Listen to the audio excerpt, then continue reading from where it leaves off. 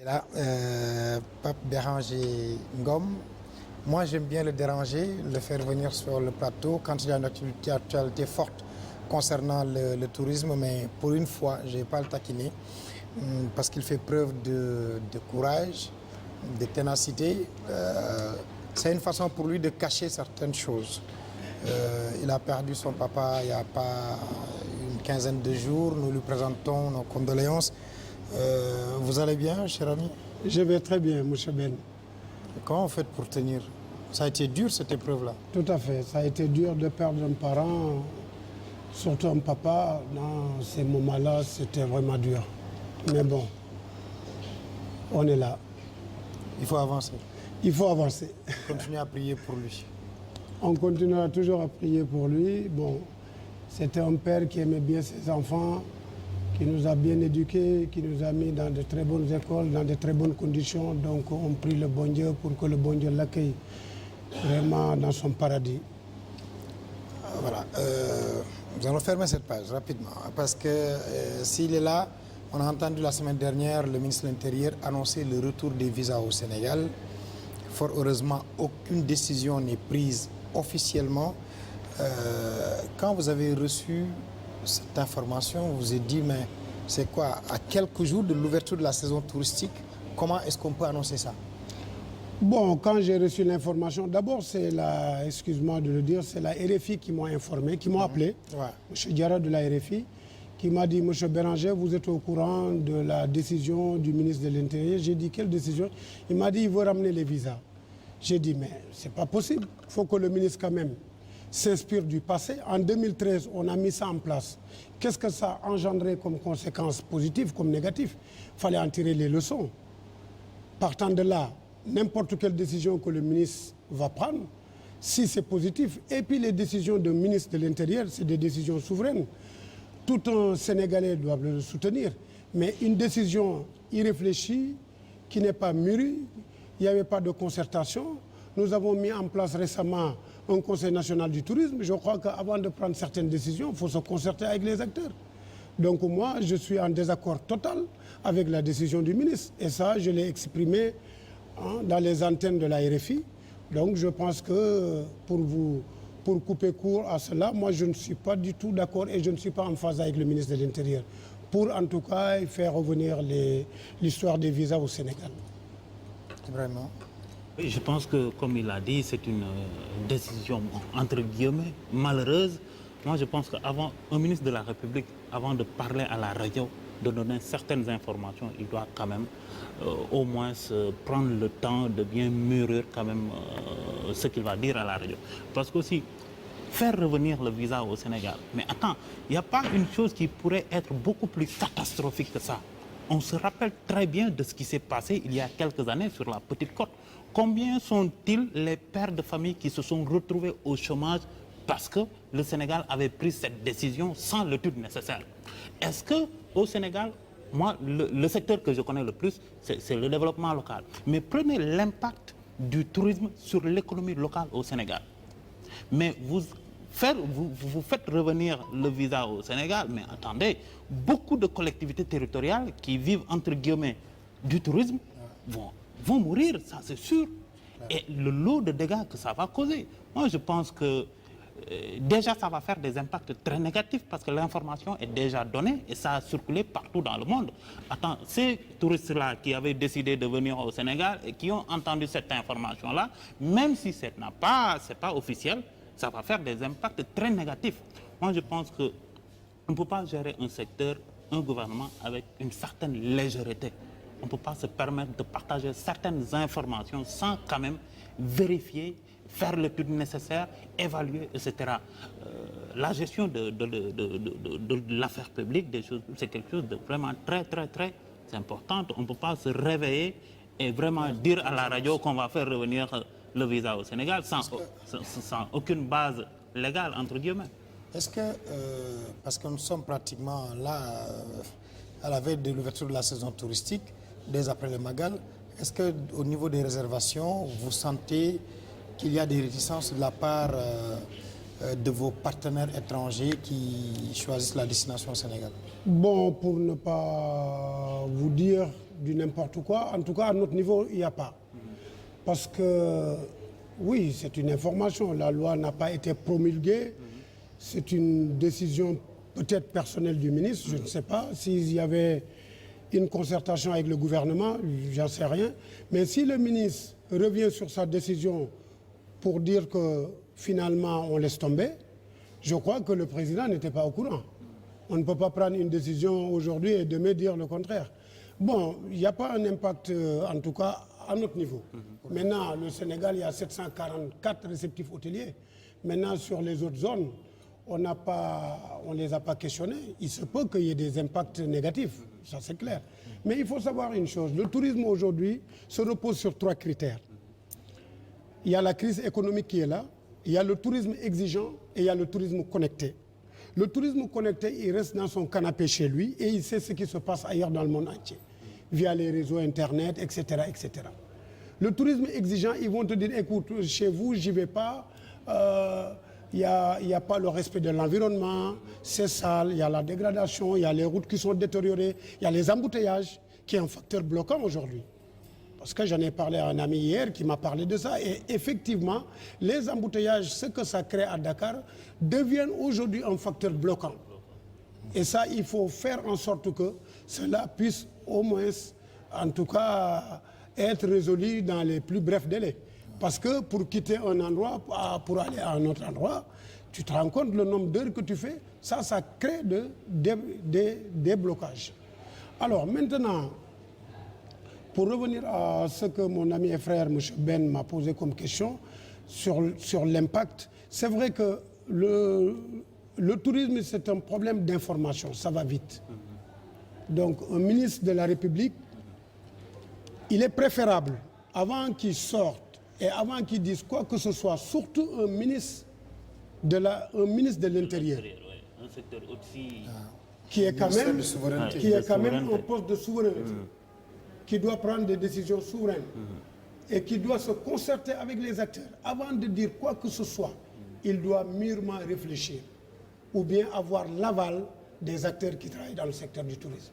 Mais c'est lever un bon matin pour dire que nous allons mettre en place l'histoire des visas, sans le réfléchir, pour nous parler de la sécurité, là, je dirais non. Parce qu'un touriste qui vient, il passe par où? Il passe par l'aéroport, mais il est déjà fiché. Il y a l'empreinte digitale. La police a toutes les informations. La police a toutes les informations.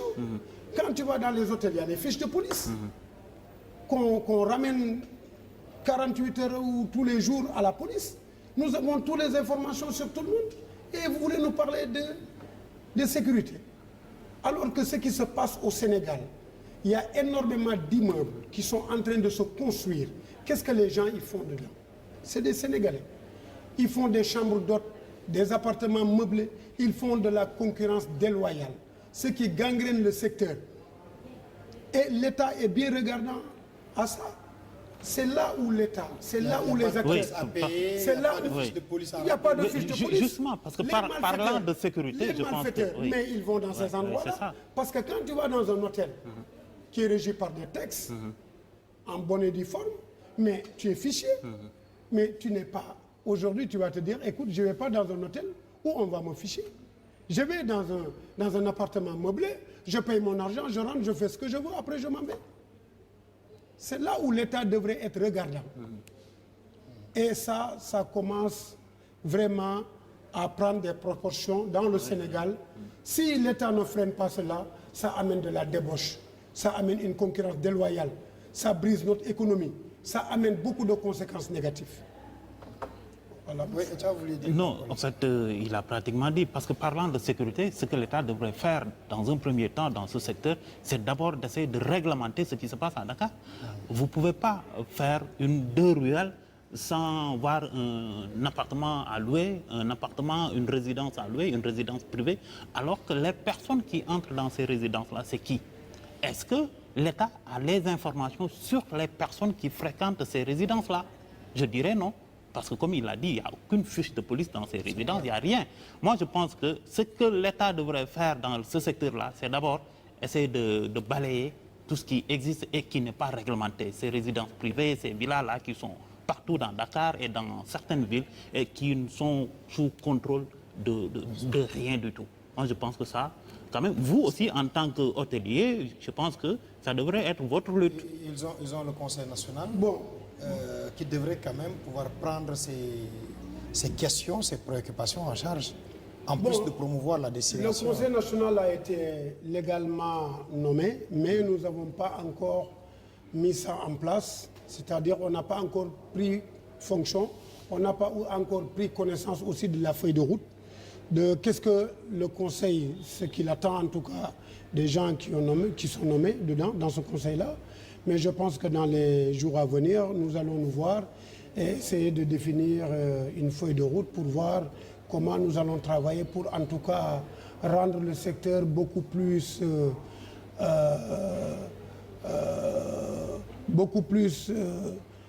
je perds même le mot, le rendre beaucoup plus fiable, bien entendu, parce que vous savez, le secteur du tourisme est un secteur transversal.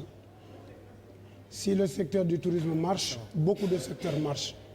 Tu as la culture, tu as l'artisanat, tu as l'agriculture pour les produits alimentaires, tu as la pêche, tu as l'élevage, etc., etc. Donc c'est un secteur transversal. Et c'est un secteur aussi qui est génératrice de revenus. Et c'est un secteur qui joue sur la balance commerciale de notre pays. Donc économiquement parlant, c'est un secteur de rente. Donc on ne doit pas le reléguer au second plan. Bien au contraire, il faut le soutenir pour que le secteur puisse marcher plus comme il marche aujourd'hui. Mais aujourd'hui, de mettre des blocages. Et puis il faut savoir une chose également. Qui va demander aujourd'hui les visas ici chez nous, à part les Français? C'est les anglophones. Qui vient? C'est les anglophones, mais ils vont où? Nos pays voisins ne leur demandent pas le visa. Et nos pays voisins, ils sont 10 000 fois moins chers que nous. Le Sénégal est hyper cher. Le coût de la vie au Sénégal est cher. Regarde pour les billets d'avion par rapport à la RDA, les taxes sur le revenu, tout ça. C'est hyper cher. Contrairement à quand tu parles du Maroc, de la Gambie qui est là à côté, du Burkina Faso, du Burkina, le Cap-Vert, etc., etc. C'est les pays voisins qui n'ont pas ces pratiques-là. Donc, forcément, si vous voulez aujourd'hui alourdir les coûts de voyage et rendre aussi difficile la destination, c'est-à-dire en leur demandant de se procurer d'un visa pour rentrer au Sénégal, mais les gens, ils ne vont pas se casser la tête, ils vont ailleurs. Le tourisme à l'horizon 2050, c'est la biodiversité, c'est la culture, c'est l'environnement. Tout à l'heure, vous parliez même de la salubrité, la propriété dans nos villes, mais c'est également de l'événementiel. Le tourisme qui vient, c'est vrai qu'à Dakar, c'est du tourisme d'affaires, mais à l'événementiel aussi. Le touriste, il a envie de voir autre chose que de venir se baigner dans la mer, se promener. Lui, il a envie de découvrir les facettes culturelles du pays. D'ailleurs, vous voulez, à travers le tourisme d'affaires, proposer, par exemple, un événement à Dakar qui mettrait en valeur ceux qui travaillent dans le secteur, et ça, c'est pour bientôt. Oui, tout à fait. Nous sommes dans un programme qui s'appelle la course des garçons de café, que j'ai lancé avec l'Agence nationale de la promotion touristique. On a retenu d'une date, c'est le 7 décembre.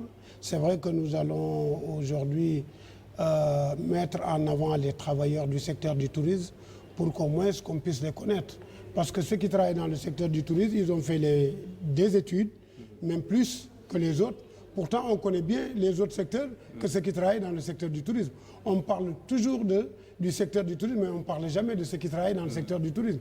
Donc ça, je pense que l'Agence nationale de la promotion touristique, ils ont bien fait de me suivre dans ce programme-là, qui va être un événement phare, qui va aujourd'hui booster le secteur et qui rendra beaucoup plus attrayant, en tout cas, le secteur du tourisme via ses travailleurs.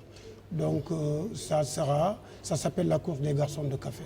Maintenant, nous allons rentrer, on ne va pas aujourd'hui dans cette émission-là rentrer, en tout cas dans les grandes lignes. On va parler sommairement de cet événement-là. jusqu'à avoir notre contrat. Et tu ne devrais pas me pousser à parler de ça maintenant. Ici. Non, mais c'est les journalistes, ils ont toujours des pics. Quoi. Un moyen de contourner. Voilà, les moyens de contourner. Je ne voulais pas en parler, mais bon, comme c'est un ami, et nous allons le faire ensemble, donc ça fait toujours plaisir de partager avec lui le plateau. La saison démarre, ça veut dire qu'à compter de la semaine prochaine, les caisses des hôtels seront pleines. Hein. Bon, naturellement, il faut savoir que la saison touristique, même s'il démarre, c'est vers la Petite Côte, c'est vers Ndayan, les îles, etc., etc. Bon, Dakar restera toujours le tourisme d'affaires, de congrès. Ouais. Tu vois, donc nous, le tourisme, la saison touristique, elle est ouverte à Dakar, en tout cas 12 mois sur 12, donc c'est continuel. Donc vers la Petite Côte, là on peut dire que c'est l'ouverture de la saison, mais ici à Dakar, voilà, donc on ne le sent pas trop. Quoi. Merci à vous, Pape Béranger Ngom. Ibrahima Etia, merci. Merci beaucoup, Ben. Alors, on souhaite à tous et à toutes un très bon Magal. Demain, nous serons à Touba à partir de 10h30, édition spéciale des Grandes Heures, avec le docteur Cheikh Gueye, avec le docteur Souleymane Soudiagne, logiquement, pour parler de la diplomatie religieuse, le tourisme culturel aussi, parce qu'à la Mecque, on se rend compte que le mètre carré autour de la Kaaba coûte très très cher, les réceptifs hôteliers coûtent très très cher, pourquoi pas au Sénégal, des réceptifs hôteliers dans nos villes saintes, un hôtel, ce n'est pas un lieu de débauche, il faut quand même qu'on le sache et qu'on le précise. Merci à vous, Pape Béranger Ngom, merci à toute l'équipe technique. Mesdames et messieurs, prenez soin de vous, on se retrouve demain à 10h30 depuis Touba.